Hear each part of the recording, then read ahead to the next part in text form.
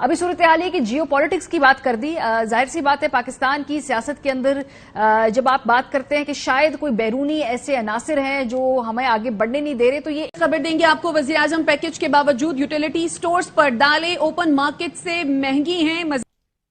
जी बिल्कुल। रूस के वज़ीर तवानाई ने सेंट पीटर्सबर्ग में एक इंटरनेशनल इकोनॉमिक कॉन्फ्रेंस थी, उसकी साइडलाइन के ऊपर मीडिया ने कुछ सवाल किए और पाकिस्तान को जो स्पेशल डिस्काउंट की बात की जा रही थी, ये सवाल जब किया गया तो उन्होंने कहा कि पाकिस्तान को कोई स्पेशल डिस्काउंट नहीं दिया गया, बल्कि कि रशिया के एनर्जी मिनिस्टर मिस्टर निकोलाई ने ये रिवील किया है कि पाकिस्तान को क्रूड ऑयल डिस्काउंटेड प्राइस पर नहीं दिया गया। शक नहीं है कि पाकिस्तान इस टाइम वो जियो पॉलिटिक्स की बात करते हैं। मैं ये कहता हूँ कि अमेरिका और चाइना के दरमियान हम सैंडविच बनेंगे। लेकिन और वो जो उल्टे सीधे होने की बात कर रहे थे कि हम हो गए, हुकूमत नहीं हुई, वो अवाम हुए हैं, क्योंकि जो शराइत जिस किस्म की हुकूमत ने इम्प्लीमेंट की है वो बड़ी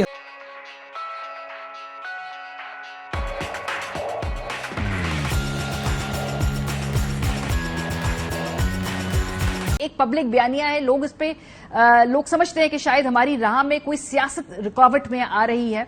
इस वक्त क्या वाकई जियो पॉलिटिक्स के नतीजे में हम इधर खड़े हैं जहां पे हम खड़े हैं, जो डॉक्टर साहब कहते हैं? हमें उन्हें ब्लेम करने के बजाय अगर हम अपनी पॉलिसीज को ब्लेम करें तो ज्यादा बेहतर है।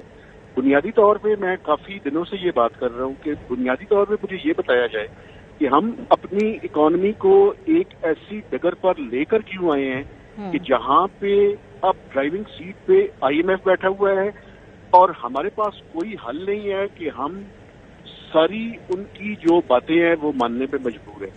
पहले किसी टाइम मैन्यूवरिंग की स्पेस होती थी, आप मैन्यूवर कर सकते थे, लेकिन अभी जो पाकिस्तान की इकोनॉमिक सिचुएशन है और खासकर जो एक्सटर्नल अकाउंट की पोजीशन है, उसमें अगर ये हुकूमत 30 जून तक ये प्रोग्राम रिवाइव नहीं भी करती तो जो अगर केयर टेकर सेटअप के बाद जो भी हुकूमत इलेक्शंस के बाद पाकिस्तान में आएगी, चाहे टेक्नोक्रेट्स की हुकूमत हो चाहे डेमोक्रेटिकली इलेक्टेड हुकूमत हो, IMF के एक नए प्रोग्राम में पाकिस्तान को वापस जाना पड़ेगा। तो इस टाइम हल नहीं था कि हम ये जो जियो पॉलिटिक्स है ये हमेशा रही है, पहले भी रही है, अभी भी है, लेकिन हम अपनी वीकनेस के बारे में बात करें कि हमने अपनी इकोनॉमी को इस हद तक वीक कर दिया है कि जहां पे अब IMF के अलावा हमारा कुछ चारा नहीं। लेकिन मेहताब साहब को नजर क्या आ रहा है? क्योंकि एक तरफ कहते हैं कि जी अगर IMF नहीं आया तो हम मैनेज कर लेंगे, दूसरी तरफ फिर हम कहते हैं कि नहीं IMF से बात करना जरूरी। वजाहत से नजर आ रहा है कि क्लियर पॉलिसी क्या है गवर्नमेंट की इस वक्त। शहबाज साहब एक और बात करते हैं, डार साहब कहते हैं कि हमें जरूरत है, फिर कहते हैं नहीं हम मैनेज कर लेंगे, फिर कुछ अरसे बाद हुकूमत कहती है नहीं हमें जरूरत है। क्या हम वाइब्स दे रहे हैं, क्या हम मैसेज दे रहे हैं? देखिए, बुनियादी तौर पे इस टाइम IMF के प्रोग्राम की जिस हद तक पब्लिकली स्टेटमेंट्स जारी हो चुकी हैं, एक तरफ IMF की जो रेजिडेंट चीफ हैं उन्होंने पब्लिकली एक स्टेटमेंट जारी की और अपनी टोटल डिससेटिस्फेक्शन का इजहार किया। ये जो बजट है इसमें जो जिस तरह से ब्रॉडनिंग ऑफ टैक्स बेस का वो कहते हैं कि मौका गंवा दिया, टैक्स एक्सपेंडिचर यानी टैक्स एग्जेम्पशंस के बारे में एक मौका था, उनको कम नहीं किया, फिर वो टैक्स एमनेस्टी इसको करार दे देते हैं to no question asked, $1 lakh तक की जो लिमिट बढ़ी है। उसके अलावा वो एक्सपेंडिचर साइड को भी क्रिटिसाइज करते हैं। फिर उसके tit for tat ministry of finance ने भी एक जवाब दिया और इसहाकदार साहब ने भी नेशनल असेंबली की स्टैंडिंग कमेटी में भी और सेनेट की स्टैंडिंग कमेटी में भी जवाब दिए। तो अब इतनी पब्लिकली स्टेटमेंट्स के बाद IMF का प्रोग्राम जो कि 30 जून को खत्म हो रहा है, कोई मौजूदा हो जाए तो मैं उसके बारे में नहीं कह सकता, लेकिन आज दिन का पॉलिटिकल कैपिटल तो इरोड हुआ, कोई शक नहीं है, बट मेरी और आपकी और आम लोगों की जो परचेजिंग पावर थी वो इरोड हुई है। अगर हुकूमत वाकई उसको इतनी तकलीफ होती जो उसने कहा कि हमने फरवरी 2023 में ली है और हमने IMF के प्रोग्राम करने की कोशिश की है, तो जिस किस्म का ये बजट दिया गया है इससे बहुत बेहतर बजट हो सकता था।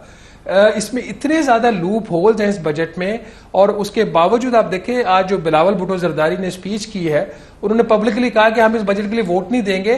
क्यों नहीं देंगे? क्यों कि जो हमारे जो इसके प्रोजेक्ट्स थे सैलाब के, उसके लिए पैसे नहीं रखे गए, तो हुकूमत के ऊपर और दबाव डाला जा रहा है। इसमें क्या तमाम शराइत मुकम्मल कर दी गई या नहीं कर दी गई, आप इसको सिर्फ इस चीज से आप इसका अंदाजा लगा लें। कल जो वजारत खाना ने एक डिटेल स्टेटमेंट दी है in response to the IMF स्टेटमेंट, जो एस्टर पेरेज उनकी कंट्री हेड है, उन्होंने 3 दिन पहले एक बयान दिया था, उसके जवाब में जो कल वजारत खजाना का जवाब आया, उन्होंने कहा कि जी हमने फरवरी तक तमाम मुश्किल फैसले कर लिए थे, एक मामला जो था वो आउटस्टैंडिंग रह गया था, वो ये था कि जो एक्सटर्नल फाइनेंसिंग वाला, तो यहाँ पे जो इंपॉर्टेंट चीज है वो ये है कि हुकूमत ने बाकायदा तौर पर ये बात मानी है कि हम ये चीज जो एक्सटर्नल फाइनेंसिंग की शर्त थी $6 अरब वाली, हम पूरी नहीं कर पा रहे थे। मैम आपको याद होगा आपके प्रोग्राम में भी और मैं बाकी जगहों पे भी ये कह रहा था कि एक्सटर्नल फाइनेंसिंग की शर्त हुकूमत नहीं पूरी कर रही। आपने कहा था तो बहुत मान गए, लेकिन उसका अगला जुमला इसी बिल्कुल, और उसे जो अगला जुमला इस प्रेस स्टेटमेंट में ये है कि फाइनेंस मिनिस्टर ने कहा कि हमारी अंडरस्टैंडिंग ये है कि 27 मई को जब प्राइम मिनिस्टर की बात हुई मैनेजिंग डायरेक्टर IMF के साथ, तो उसमें यह मसला भी हल हो गया था। अब ये इनकी अंडरस्टैंडिंग है, इसका मतलब यह है कि कंफर्म नहीं है कि ये मसला हल हुआ या नहीं हुआ। तो बॉटम लाइन ये है कि जितनी भी कोशिशें हुई हैं, जितनी भी एफर्ट्स हुकूमत ने, इसमें कोई शक नहीं कि इनकी सिंसियरिटी किसी न किसी स्टेज पे रही है, वरना बात यहाँ तक ना आती। उसके बावजूद भी आज भी हम शॉर्ट हैं जो IMF हमसे मांग रहा है। अब सवाल ये है कि वक्त कितना रह गया, कि क्या हम ये 30 जून तक ये सारा जो सफर तय कर लेंगे, क्योंकि जो स्टेटमेंट आप इसहाक डार साहब की रेफर कर रही हैं senate standing committee on finance में 2 दिन पहले की, उसके बाद कल की जो स्टेटमेंट वजारत खजाना की आई है, उसमें आपको एक वाज़े लचक नजर आ रही है। और लचक उसके अंदर यह है कि वजारत खजाना ने कहा कि हम जो कोई भी इशू जो बजट में है उसके ऊपर बातचीत करने के लिए हम तैयार हैं।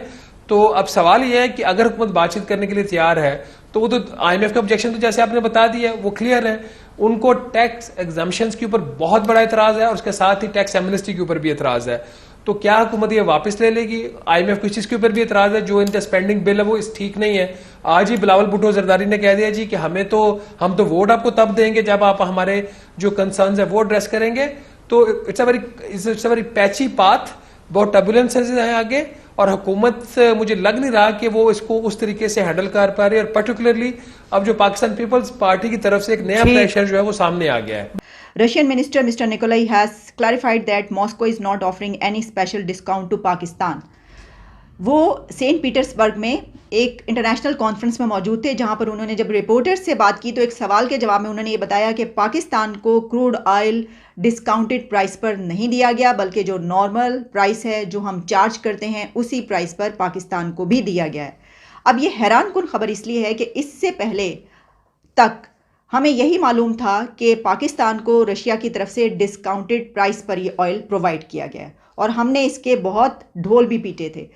प्राइम मिनिस्टर ने कुछ दिन पहले ट्वीट्स जो की थी, उन्होंने कहा था I have fulfilled another of my promises to the nation, glad to announce that the first Russian discounted crude oil, और जिस पे उन्होंने कहा था कि अब हम आगे का सफ़र है towards prosperity, economic growth, energy security and affordability. तो अफोर्डेबिलिटी का तो नज़र नहीं आ रहा क्योंकि ये डिस्काउंटेड प्राइस पर नहीं है। लेकिन यहाँ पर सवाल ये पैदा होता है कि आखिर हमारे मुल्क में हर चीज़ में इतनी सीक्रेसी क्यों होती है, क्योंकि अवाम से क्यों छुपाई जाती है ये बात, और अवाम को गफलत में क्यों रखा जाता है। देखिए ये दौर है मीडिया और सोशल मीडिया का। खैर मीडिया को भी, टेलीविज़न चैनल्स भी ख़त्म हो गए अब, लेकिन सोशल मीडिया पे हर खबर आ जाती है, वो बड़ी से बड़ी खबर हो या छोटी से छोटी खबर हो, चाहे 2-4 दिन के बाद आए लेकिन वो सामने आकर रहती है। अब उनसे ये पूछा गया होगा, यही कहा गया होगा ना सवाल के पाकिस्तान ये कह रहा है कि उसको डिस्काउंटेड प्राइस पर दिया गया है, तो क्या डिस्काउंटेड प्राइस है? तो उसके जवाब में उन्होंने कहा कि ये तो डिस्काउंटेड प्राइस तो हमने नहीं दी, जो है हमारी सबको वही इनको दी गई है। तो ये क्या हमारे लिए शर्मिंदगी का बायस नहीं है कि वो हमें ये बता रहे हैं? क्या ये अच्छा नहीं होता कि हम पहले से खुद से ही बता देते? 1 महीना लगा इस ऑयल को पाकिस्तान पहुँचने में। आपको पता है कि 45,000 मेट्रिक टन ये हमने मंगवाया, जिसमें से 3,000 metric ton have been transported from port Qasim to Pakistan. अगले ही दिन ये बता दिया गया, और हमारे जो मिनिस्टर हैं मुसद्दिक मलिक साहब, उन्होंने अभी भी एक स्टेटमेंट दी जिसमें उन्होंने कहा कि इस तेल से कितना माली फ़ायदा होगा ये मुझे नहीं पता।